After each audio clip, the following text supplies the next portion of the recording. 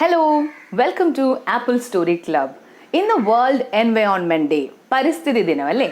അതുകൊണ്ട് തന്നെ ഇന്ന് നമ്മൾ പരിചയപ്പെടാൻ പോകുന്ന രണ്ട് പുസ്തകങ്ങൾ കുട്ടികളുടെ ഇടയിലും മുതിർന്നവരുടെ ഇടയിലും പ്രകൃതിയെ കുറെ കൂടി ശ്രദ്ധിച്ചു പഠിക്കുവാനായിട്ടും നമ്മുടെ പ്രകൃതി സ്നേഹം വളർത്തുവാനും ഉതകുന്ന രണ്ട് പുസ്തകങ്ങളാണ്. ഈ പുസ്തകത്തിലേക്ക് പോകുന്നതിന് മുമ്പ് ഇത് എഴുതിയ ആളെക്കുറിച്ചൊന്ന് പറയാം. പ്രൊഫസർ എസ് ശിവദാസ് കേരളത്തിലെ ഏറ്റവും പ്രശസ്തനായ ബാലശാസ്ത്ര സാഹിത്യകാരനാണ് ശിവദാസ് സർ. അദ്ദേഹത്തിന്റെ മിക്ക പുസ്തകങ്ങളും തുടങ്ങുന്നത് തന്നെ കുട്ടികൾക്ക് ശിവദാസ് മാമനെ അറിയില്ലേ എന്ന് ചോദിച്ചുകൊണ്ടാണ്.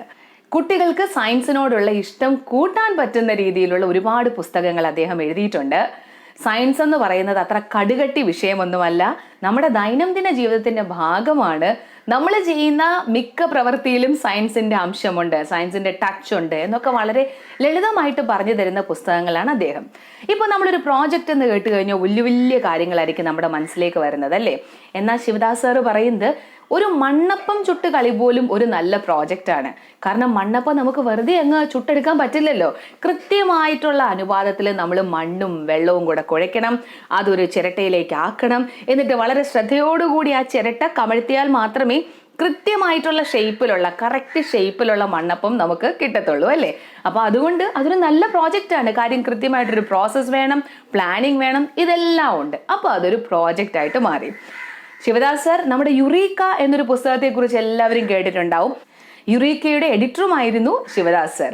ഏതാണ് വായിച്ചാലും തീരാത്ത പുസ്തകം? ഇതിനു മുമ്പ് ഒരു വീഡിയോയിൽ ഞാൻ പറഞ്ഞിരുന്നു, ഏറ്റവും വലിയ ലാബ് എന്ന് പറയുന്നത് നമ്മുടെ പ്രകൃതിയാണ്.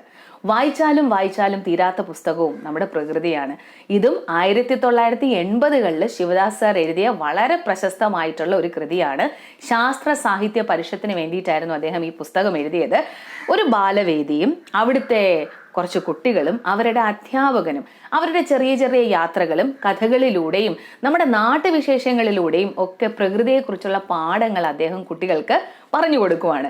രസകരമായിട്ടുള്ള ഒരുപാട് കാര്യങ്ങൾ ഈ പുസ്തകത്തിലുണ്ട് കേട്ടോ. ഈ വായിച്ചാലും തീരാത്ത പുസ്തകത്തില്, അതായത് സർപ്പക്കാവിലേക്കുള്ള യാത്ര, എങ്ങനെയാണ് നീർക്കോലിയെ പിടിക്കുന്നത്, നീർക്കോലി പിടുത്തത്തിന്റെ രസകരമായിട്ടുള്ള കഥകള്, അതുപോലെ നമ്മൾ ചേരയെ പേടിക്കേണ്ട കാര്യമില്ല, ഇങ്ങനെയൊക്കെ ഒരുപാട് കാര്യങ്ങൾ, ഇതിന്റെ സത്യാവസ്ഥകൾ, ഇതിന്റെ വസ്തുതകൾ എന്തൊക്കെയാണെന്ന് ഈ പുസ്തകത്തിലൂടെ നമുക്ക് അറിയാനായിട്ട് പറ്റും.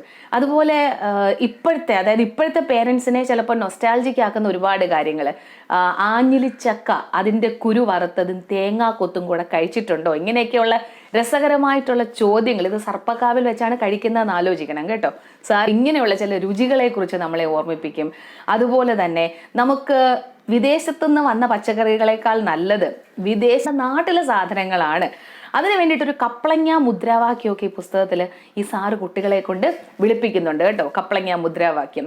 അതപ്പോൾ ഈ പുസ്തകം കാണിച്ചു തരണം എനിക്ക് വളരെ ആഗ്രഹമുണ്ട്, പക്ഷേ നിവൃത്തിയില്ല. കാരണം ഈ പുസ്തകത്തിന്റെ കോപ്പി എൻ്റെ കയ്യിലില്ല. പക്ഷെ ഇതിന്റെ സോഫ്റ്റ് കോപ്പി ഇന്റർനെറ്റിൽ അവൈലബിൾ ആണ്. നിങ്ങൾ വായിച്ചാലും തീരാത്ത പുസ്തകം എന്ന് സെർച്ച് ചെയ്ത് കഴിഞ്ഞാൽ നിങ്ങൾക്ക് ഇത് കിട്ടും. ഇത് വായിക്കുക, കുട്ടികൾക്ക് വായിച്ചു കൊടുക്കുക. വീട്ടിലൊക്കെ ഇരിക്കുന്ന സമയത്ത് പുറത്തൊന്നും അധികം യാത്ര ചെയ്യാതെ തന്നെ നമ്മുടെ പറമ്പിലുള്ള ചെടികളെ, ഇപ്പൊ എൻ്റെ ചുറ്റും തന്നെ നോക്കിയാൽ നിങ്ങൾക്ക് കുറേ ചെടികൾ കാണാൻ പറ്റും അല്ലേ? പക്ഷെ ഈ ചെടിയൊന്നും ഞാൻ നട്ടതല്ല, ഇതൊക്കെ എൻ്റെ ചേച്ചി നട്ടതാണ്. അപ്പൊ ഞാൻ ഇവിടെ വന്ന് ഈ ലൊക്കേഷൻ ചൂസ് ചെയ്തു എന്നുള്ളതേ ഉള്ളൂ. അപ്പോൾ ഈ ചെടികളിൽ പോലും നമുക്ക് അറിയാത്ത ഒരുപാട് കാര്യങ്ങളുണ്ടാവും. ഇപ്പൊ ഇതിന്റെ പേര്, ഇതിങ്ങനെ കുറെ നാളായിട്ട് ഇവിടെ നിൽക്കുന്നെങ്കിൽ ഇതിന്റെ പേര് എനിക്കറിയില്ല. ഇത് പല വീടുകളിലും ഇപ്പൊ കാണുന്നുണ്ട് ഒരു ഓർണമെന്റൽ പ്ലാന്റ് ആയിട്ട്, പക്ഷെ പേരൊന്നും അറിയില്ല. ഇത് മാത്രമല്ല, അതേ ഇപ്പം ഏത് കിളിയാണ് ഇവിടെ ഈ ശബ്ദം ഉണ്ടാക്കുന്നത്, ഇങ്ങനെയുള്ള കാര്യങ്ങൾ കുട്ടികളെ കൊണ്ട് ഒബ്സർവ് ചെയ്യിക്കുക. അത് എപ്പോഴാണ് ശബ്ദം ഉണ്ടാക്കുന്നത്, അല്ലെങ്കിൽ അതിനെ ബേസ് ചെയ്തൊരു പ്രോജക്റ്റ് കുട്ടികളെ കൊണ്ട് ചെയ്യിക്കുക. അതൊക്കെ അവർക്ക് വളരെ രസകരമായിട്ടുള്ള ആക്ടിവിറ്റീസ് ആയിരിക്കും കേട്ടോ. ഇനി നമ്മുടെ രണ്ടാമത്തെ പുസ്തകം കാണിച്ചു തരാം. ഇപ്പൊ എൻ്റെ ബാക്ക്ഗ്രൗണ്ടിൽ കേട്ട ശബ്ദവുമായി ബന്ധമുള്ള പുസ്തകമാണ്. കിയോ എന്നാണ് ഈ പുസ്തകത്തിന്റെ പേര്. ഇതും ശിവദാസ് സാർ എഴുതിയ പുസ്തകമാണ്. ഇതിൽ തന്നെ അദ്ദേഹം പറഞ്ഞിട്ടുണ്ട്, കുട്ടികളിൽ പരിസ്ഥിതി ധർമ്മബോധം, എക്കോളജിക്കൽ എത്തിക്സ് വളർത്തുന്ന ഒരു നോവലാണെന്ന്. ഇത് നല്ല രസമുള്ളൊരു കഥയാണ് കേട്ടോ. അതായത് സാറിന്റെ വീടിന്റെ ജനാലയ്ക്കൽ ഒരു മുല്ലവള്ളിയിൽ കയറ് കെട്ടി ഇങ്ങനെ പടർത്തിയിരുന്ന മുല്ലവള്ളിയിൽ ഒരു പക്ഷി കൂട് വെക്കും. അതൊരു ഇരട്ടത്തലച്ചിയാണ്. ഇരട്ടത്തലച്ചി എന്ന് വെച്ചാൽ അതിന്റെ തലയിൽ ഒരു പൂ ഉണ്ടാവും. അപ്പോൾ അത് കാണുമ്പോൾ നമുക്ക് തോന്നും ഇതിന് 2 തലയുണ്ടോ എന്ന് തോന്നും. അതാണ് ഇരട്ടത്തലച്ചി എന്ന് പറയുന്ന പക്ഷി. അപ്പോൾ ആ പക്ഷി ആ കൂട്ടിൽ മുട്ടയിടും. അപ്പോൾ ഇതിന്റെ ആൺകിളി തൊട്ടപ്പുറത്തൊരു മരത്തിൽ ഇങ്ങനെ വാച്ച് ചെയ്യാണ്, എൻ്റെ ഭാര്യയ്ക്ക് എന്തെങ്കിലും കുഴപ്പമുണ്ടോ അല്ലെങ്കിൽ ആരെങ്കിലും ശല്യം ചെയ്യുന്നോ എന്നൊക്കെ നോക്കി അവനവിടെ ഇരിക്കുകയാണ്. എന്നിട്ട് അവർക്ക് 2 കുഞ്ഞുങ്ങളുണ്ടാവും.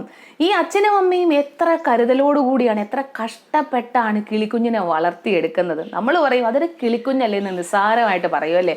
പക്ഷേ ഈ കിളിയമ്മയും കിളിയച്ഛനെയും എത്ര കഷ്ടപ്പെട്ടാണ്, നമ്മൾ മനുഷ്യന്മാരെക്കാൾ കഷ്ടപ്പെട്ടാണ് അവരുടെ കൊച്ചുങ്ങളെ വളർത്തിയെടുക്കുന്നത്.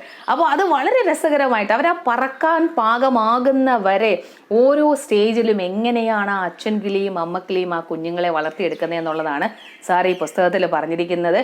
ഇതിലെ ക്യാരക്ടേഴ്സ് എന്ന് പറയുന്നത് ഈ ഇരട്ടത്തലച്ചി എന്ന പക്ഷി, അവളുടെ ആൺകിളി, അവളുടെ 2 കുഞ്ഞുങ്ങൾ, പിന്നെ നമ്മുടെ സാറിൻ്റെ വൈഫും. സാറിൻ്റെ വൈഫിനെ നിങ്ങൾക്ക് എല്ലാവർക്കും അറിയായിരിക്കും, വളരെ പ്രശസ്തയായിട്ടുള്ള യൂട്യൂബറാണ്, ഒരുപാട് ഗംഭീരമായിട്ടുള്ള കുക്കിംഗ് വീഡിയോസ് ഒക്കെ ചെയ്യുന്ന, അതിന് മുമ്പ് നിറയെ പാചക പുസ്തകങ്ങൾ എഴുതിയിട്ടുള്ള സുമ ശിവദാസ് ആണ് സാറിൻ്റെ വൈഫ്. അപ്പോൾ ടീച്ചറും സാറും ഒക്കെ ഇതിലുണ്ട്. കാരണം ഒരു സ്റ്റേജ് കഴിയുമ്പോൾ ടീച്ചറിനും സാറിനും ഇത് സ്വന്തം മക്കളെ പോലെയാണ്.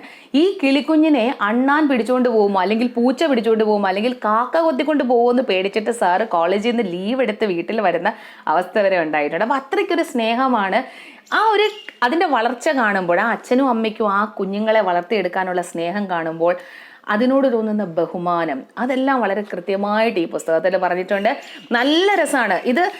ശരിക്കും നിങ്ങളിത് വാങ്ങി വായിക്കണം. കാരണം നമ്മുടെ കുട്ടികൾക്ക് ഇത് വലിയൊരു അറിവാണ്. അവർ വളരെ രസം പിടിച്ച് ഈ കഥ കേട്ടിരിക്കും കേട്ടോ, രസം പിടിച്ചത് കേട്ടിരിക്കും. അപ്പോൾ ഈ 2 പുസ്തകങ്ങളാണ് എനിക്ക് പറയാനുള്ളത്. ഒപ്പം ആദ്യം പറഞ്ഞത് വായിച്ചാലും തീരാത്ത പുസ്തകത്തിന്റെ കഥ, പിന്നെ 2 ഈ കിയോ എന്ന് പറയുന്ന പുസ്തകമാണ്. അതോടൊപ്പം ഈ പേര് ഓർക്കുക, പ്രൊഫസർ എസ് ശിവദാസ്. നമ്മുടെ കുട്ടികൾക്ക് പ്രകൃതി പാഠം, അതുപോലെ സയൻസുമായി ബന്ധപ്പെട്ട പുസ്തകങ്ങളൊക്കെ ഒരുപാട് അദ്ദേഹം എഴുതിയിട്ടുണ്ട്. അപ്പോൾ സയൻസ് പ്രോജക്റ്റുകളൊക്കെ ചെയ്യാൻ ഒരുപാട് പ്രോജക്ട്സ് വരുമല്ലോ സ്കൂളിലെ കുട്ടികൾക്ക്. അപ്പോൾ ഈ അദ്ദേഹത്തിന്റെ പുസ്തകങ്ങളൊക്കെ വായിച്ചിട്ട് ചെയ്യുവാണെങ്കിൽ നമുക്ക് കുറെ കൂടെ രസകരമായിട്ട് ആ പ്രോജക്റ്റ് ചെയ്യാൻ പറ്റും, പുതിയ ഐഡിയാസും കിട്ടും. ഓക്കെ, അപ്പോൾ പ്രകൃതിയെ നോവിക്കാതിരിക്കുക, കഴിയുന്നത്ര സ്നേഹിക്കുക, നമ്മുടെ നിലനിൽപ്പിന്റെ കാര്യമാണ്.